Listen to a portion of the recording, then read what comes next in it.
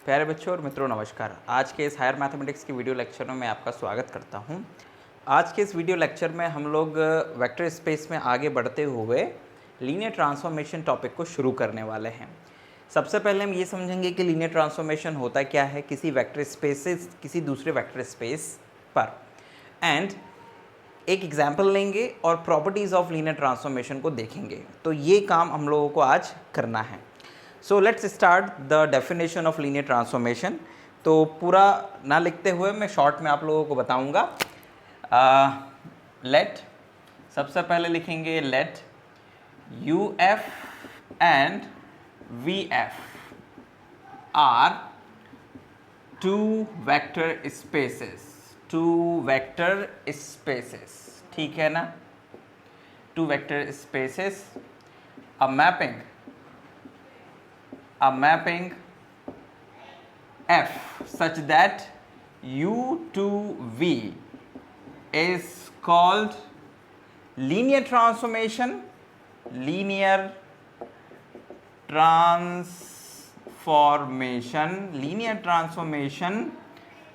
of U into V if दो conditions हैं बच्चों, यानी कि आपके पास में दो वेक्टर स्पेसेस हैं U और V, और एक मैपिंग है जो कि U से V में है, ठीक है ना।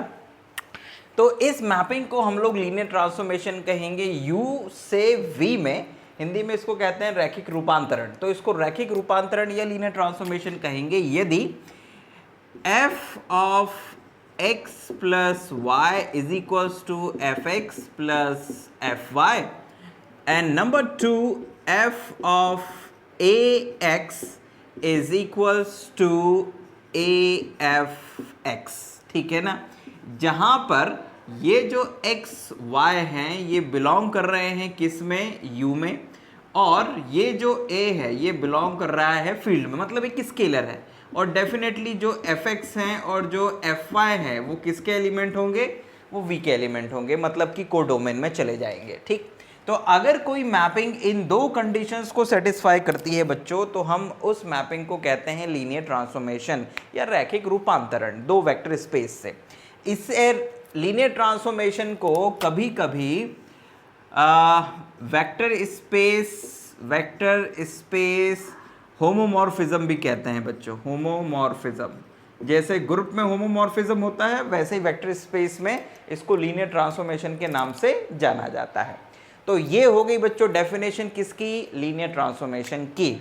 इन दोनों कंडीशंस को क्लब करके कभी कभी कुछ ऑथर्स एक ही कंडीशन बना के लिख देते हैं, और वो कंडीशन कुछ इस तरह से होती है कि f of ax plus by is equals to a fx plus b fy। तो कभी कभी कुछ ऑथर्स जो है वो इस तरह से भी इस कंडीशन को लिखते हैं, दोनों की जगह एक कंडीशन बना दी जाती है।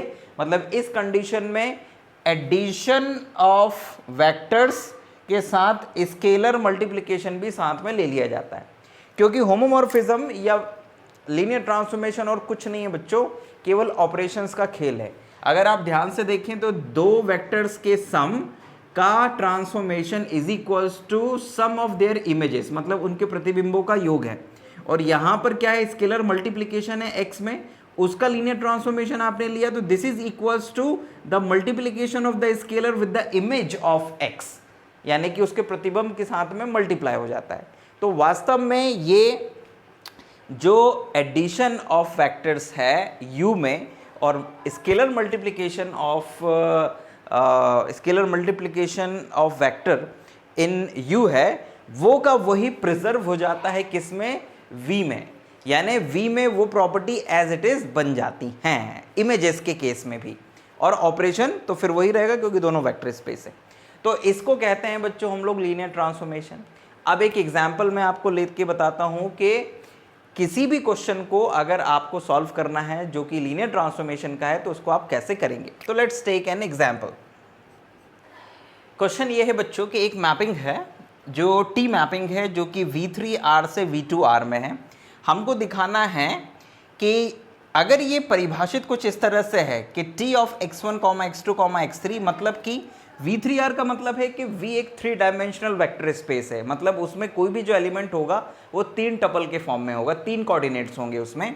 तो इन 3 कोऑर्डिनेट वाले किसी इसके एलिमेंट का लीनियर ट्रांसफॉर्मेशन लेते हैं तो वो बराबर होता है x1 minus x2, x1 plus x3, मतलब कि वो V2R यानी कि 2 डायमेंशनल वाले एक पॉइंट में बदल जाता है, उसमें कुछ इस तरह से काम होता है, मतलब कि x1 माइनस x2 हो जाता है और x1 प्लस x3 हो जाता है। तो इस तरह से बच्चों वो लीनियर ट्रांसफॉर्मेशन डिफाइन होता है V2R पर, यानी कि 2 टपल में कन्वर्ट हो जाता है।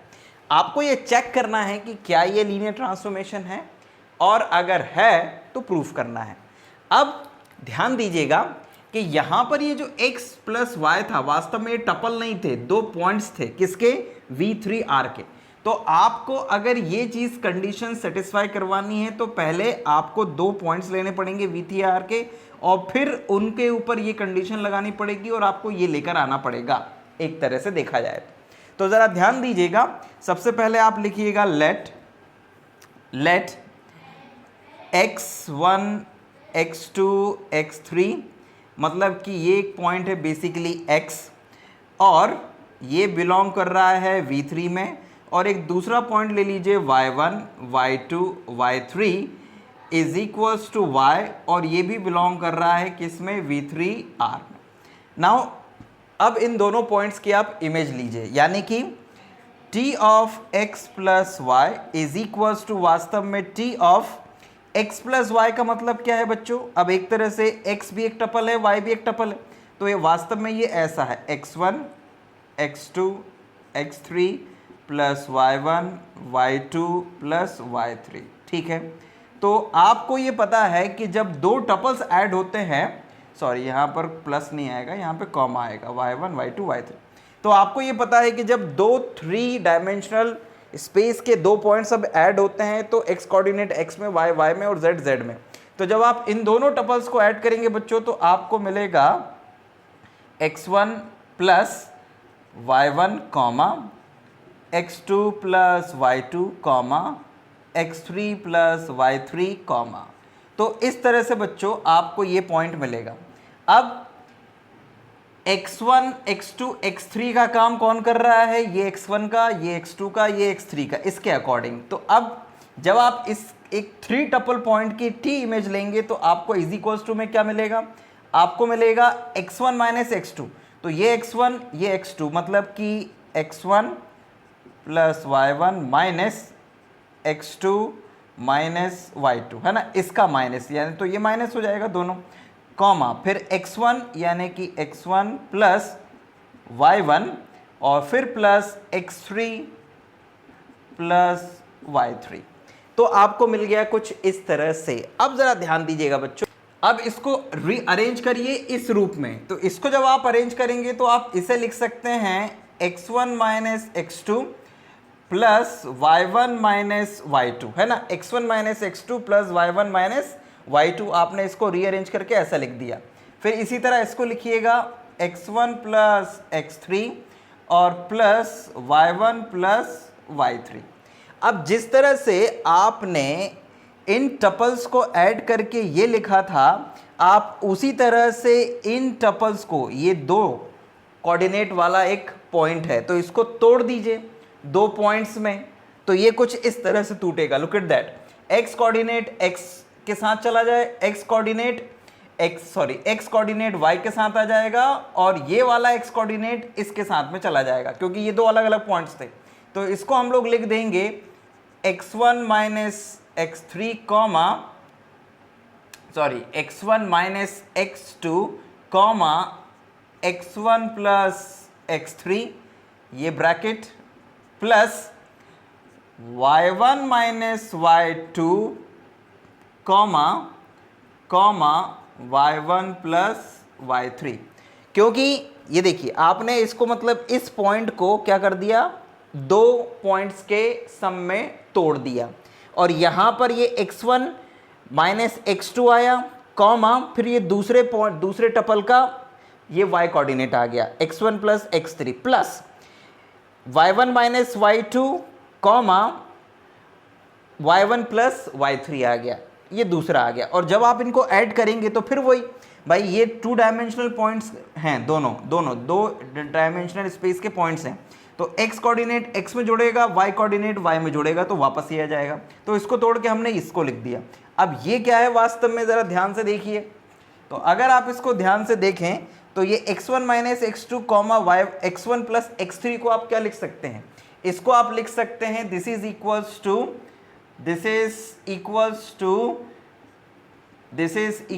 To t of what, this is x1 comma x2 और कॉमा x3 प्लस इसे लिख सकते हैं y1 t of y1 plus comma y2 plus comma y3, and now what is this point is what, this is equals to x plus this point is what, this is equals to y.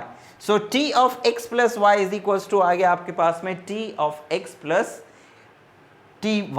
अब एक condition of t of ax, तो this is of t, फिर यहाँ बड़ा bracket a लिखिए, x1 x2 x3, and this is equals to what, this is t of a x1 comma a x2 comma a x3, ये इस तरह से चला जाएगा। अब जैसे ही a का अंदर मल्टीप्लाई कर दिया तो ये x कोऑर्डिनेट, ये y कोऑर्डिनेट, ये z कोऑर्डिनेट, तो अब आप इस पे ऊपर t का रूल लगा दीजिए। तो दिस इज इक्वल्स टू, ये किसके equal, this is a x1 plus a x2 comma a x1 sorry यहाँ माइनस आएगा, माइनस a ऑफ x3, ये bracket.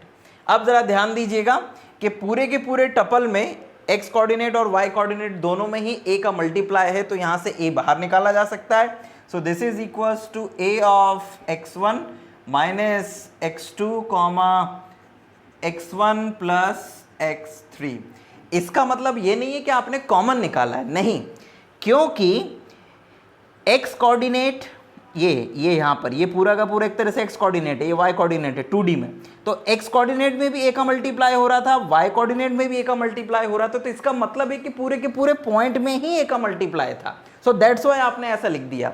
So this is equals to a of tx, तो ये आ गया a ऑफ tx के, यानी कि लीनियर ट्रांसफॉर्मेशन की जो कंडीशंस थी इस पर्टिकुलर ट्रांसफॉर्मेशन के केस में संतुष्ट हो रही हैं। तो आप यहां पे लिख सकते हैं hence t is linear transformation. Okay, t is linear transformation. तो इस तरह से बच्चों आप लोग कंडीशन चेक कर सकते हैं किसी भी लीनियर ट्रांसफॉर्मेशन के लिए, और आपको कोई न्यूमेरिकल क्वेश्चन मिल भी सकता है। और इस तरह के कई सारे क्वेश्चंस जो होते हैं लीनियर ट्रांसफॉर्मेशन के कि ये है कि नहीं है, आपको नेट में, गेट में और किसी भी कंपटीशन एग्जाम में मिलेंगे। तो एक बेसिक अप्रोच ज़रूर होनी चाहिए कि हमें कैसे इस तरह के क्वेश्चंस को सॉल्व करना है। तो आप चाहें तो 1 से 2 न्यूमेरिकल क्वेश्चंस लगा के देख लीजिएगा अपनी बुक से, ताकि आपको एक कॉन्फिडेंस डेवलप हो जाए कि हाँ लीनियर ट्रांसफॉर्मेशन के क्वेश्चंस को करना कैसे है। Clear? Now we are moving to the properties of linear transformation.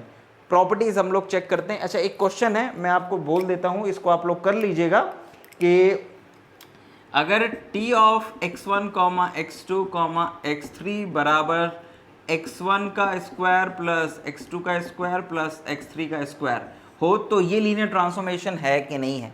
Basically ये लीनियर ट्रांसफॉर्मेशन नहीं है, लेकिन इसको एक बार क्रॉस चेक कर लीजिएगा, मतलब कर लीजिएगा, एक होमवर्क है आपके लिए, है ना। ये नहीं है वैसे लीनियर ट्रांसफॉर्मेशन।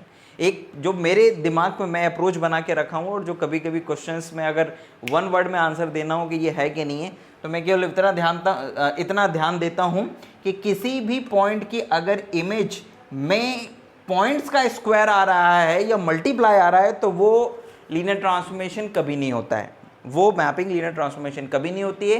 क्योंकि लीनियर ट्रांसफॉर्मेशन मतलब कि जो किसी लीनियर कॉम्बिनेशन को लीनियर कॉम्बिनेशन पर मैप कर दे, that is called the linear transformation. और यहाँ पर तो एक लीनियर पॉइंट को आप एक क्वाड्रेटिक पॉइंट पर लेके जा रहे हैं। सो this is not a linear transformation. ये मेरी अप्रोच है, आप अपने दिमाग से खुद डेवलप करिए अपनी अप्रोच। तो let's move to the properties of linear transformation. Now mainly ये 3 प्रॉपर्टीज़ हैं बच्चों लीनियर ट्रांसफॉर्मेशन की वेक्टर स्पेस के केस में, जो कि काफ़ी इंपॉर्टेंट हैं।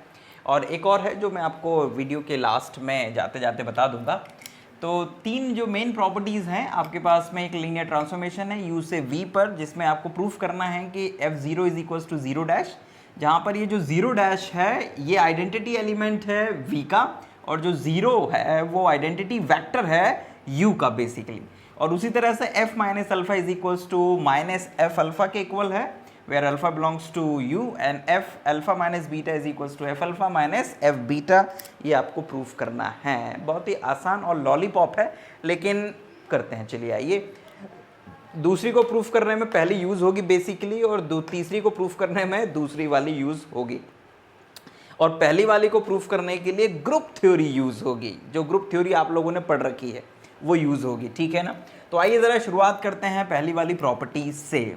ध्यान दीजिएगा कि हम इसमें क्या कर सकते हैं। लुक, सो प्रूफ में आप सबसे पहले क्या लिखेंगे, let any alpha belongs to u, so this implies f alpha belongs to what, v, तो f alpha v में होगा। since 0 dash is identity of v, then, तो इसका मतलब क्या हुआ, अगर अल्फा जो 0 डैश है वो आइडेंटिटी एलिमेंट है v का, तो इसका मतलब ये हुआ कि किसी भी f अल्फा में अगर आप 0 डैश को ऐड करोगे तो आपको f अल्फा ही मिलेगा, वही एलिमेंट मिलेगा, क्योंकि आइडेंटिटी एलिमेंट की यही खासियत होती है। नाउ आप इसको लिख सकते हैं f अल्फा प्लस 0, क्योंकि 0 v का u का आइडेंटिटी एलिमेंट है, तो अल्फा प्लस 0 अल्फा के इक्वल ही आएगा, ठीक। अब क्योंकि f जो है वो लीनियर ट्रांसफॉर्मेशन है, सॉरी यहाँ पे t लिख दिया, हम f लिख लेते हैं ना, t हो f हो कोई दिक्कत नहीं है। तो f लीनियर ट्रांसफॉर्मेशन है, तो ये f अल्फा प्लस f0 आपको देगा इक्वल टू में। नाउ लुक, आपके पास लेफ्ट हैंड साइड में है f alpha plus f 0 dash, ठीक। अब क्योंकि जो u है और v है वो दोनों वेक्टर स्पेस हैं और प्लस के रिस्पेक्ट में अबेलियन ग्रुप होते हैं, तो प्लस के रिस्पेक्ट में क्योंकि अबेलियन ग्रुप है तो इनमें कैंसिलेशन लॉ होल्ड होगा।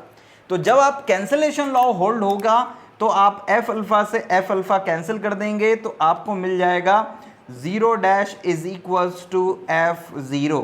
आप यहां पे लिख दीजिएगा बाय